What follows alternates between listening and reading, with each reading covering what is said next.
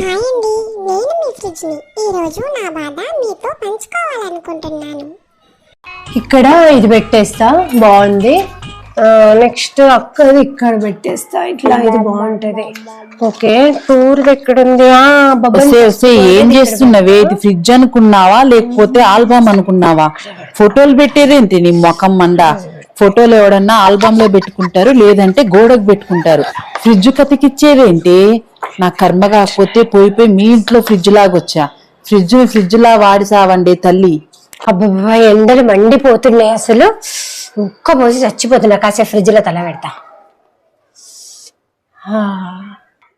హాయిగుంది.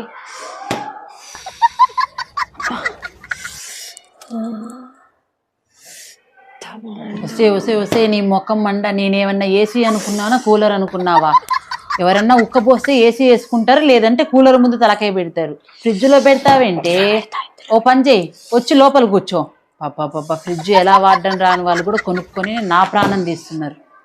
హాయిగుంది. అబ్బబ్బబ్బా, ఈ ఎండకు టీ పెట్టుకోవడం కన్నా కోల్డ్ కాఫీ తాగడం బెస్ట్. సో దీన్ని ఫస్ట్ ఫ్రిడ్జ్ లో పెట్టేసి కోల్డ్ కాఫీ వేసుకుంటా.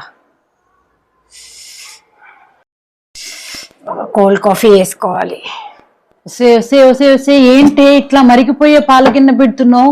అయ్యయ్యో కాలిపోతుంది. అబ్బా, కాస్త రూమ్ టెంపరేచర్కి వచ్చాక పెట్టి సావచ్చు కదే నీ మొఖం మండ. అబ్బా, వారం రోజులకు సరిపడేలాగా దోసపిండి వేసేసుకున్నా, ఇక ఫ్రిడ్జ్ లో పెట్టేసేయాలి. అబ్బబ్బబ్బా, ఎంత బరువుందో!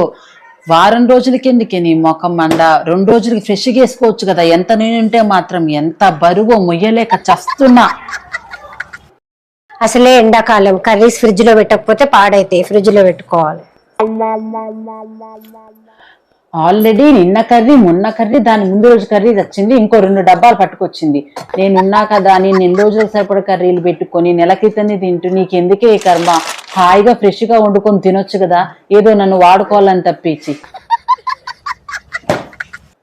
ఫ్రిడ్జ్ అంతా ఎలానో ఉంది, క్లీన్ చేద్దామా? సరేలే, ఈ కూరగాయలు అన్నీ అయిపోయినాక అప్పుడు మంచిగా ఫ్రెష్ గా క్లీన్ చేస్తా. నీ ముఖం అయిపోతాయి. పాత కూరగాయలు ఉండగానే వాటి మీద కొత్త కూరగాయలు పెడతా ఉంటది. ఏమంట ఫ్రిడ్జ్ క్లీన్ చేస్తుందంట. అన్నమే గాని కొన్నప్పటి నుంచి చేసేది కదా. అబ్బాయి కంపుతో సస్తున్నా.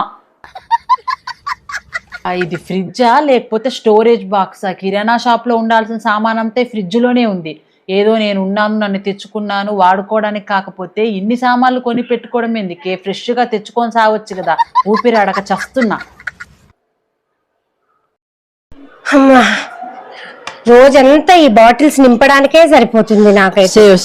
ఎన్ని బాటిల్స్ పెడతావే?